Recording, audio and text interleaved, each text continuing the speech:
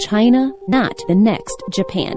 Brought to you by Nanyang Business School. With high credit reliance, turmoil in the equity market, as well as overvalued properties, China today possesses some traits similar to that of Japan in the 1980s, before the start of the lost decade. These resemblances have caused economists to put forth a theory. China will be the next Japan. China's debt-to-GDP ratio in 2015 is 209%, which is equivalent to that of Japan in 1989, a year before the collapse of the Japanese asset price bubble. Taking into account the rising trend of China's debt, the economists argue that China will reach the peak of its economic crisis by the end of 2016. China's housing prices have also skyrocketed due to the recent interest rate cuts.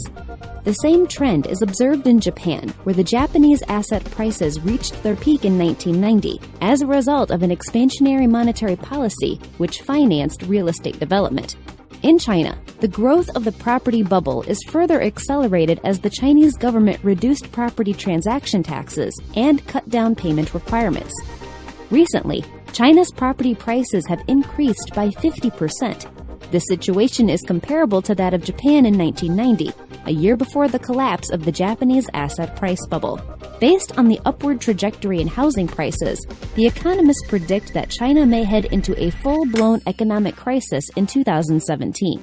Our analysis, however, shows that China's economy still has a 3-year buffer period before it crashes, assuming that the economy will crash when its indicators reach the levels seen in Japan in the 1990s. The 2015 market correction in China resembles the pattern observed in Japan in 1988. The matching movement and pattern in the two equity markets suggests that China's economy has a 3-year buffer period before it crashes. Given its current rate of urbanization, service sector growth, and comparatively more favorable demographics than Japan, China also has the potential to implement suitable economic policies to drive growth, which will in turn enable its economy to recover from the recession. China's current urbanization rate is 55%, which is far below that of Japan in 1990. Coupled with the lifting of hukou restrictions, which allows more rural workers to relocate to cities and enjoy higher wages and education, this low urbanization rate indicates that China has vast potential for economic growth. The inflow of rural migrants into urban areas of China will not only increase production efficiency, but also fuel consumption, thereby contributing to economic growth. Currently, China's service sector contributes to 48% of its GDP, which is 12% lower than Japan's level in 1990. This means that China's service sector still has room for continued growth. Since growth in the service sector contributes to job creation, it is also an indicator of economic progress.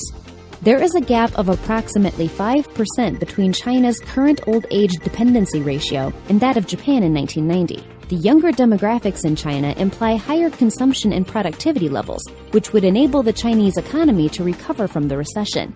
With the relaxation of the one-child policy, the rate of population aging in China will likely slow down, and this will place China in a more advantageous position than the post-1990 Japan. Unlike Japan, which has been trapped in recession for decades, China has significant potential for recovery due to structural traits different from that of Japan. As such, we conclude that China will not be the next Japan from a recovery standpoint.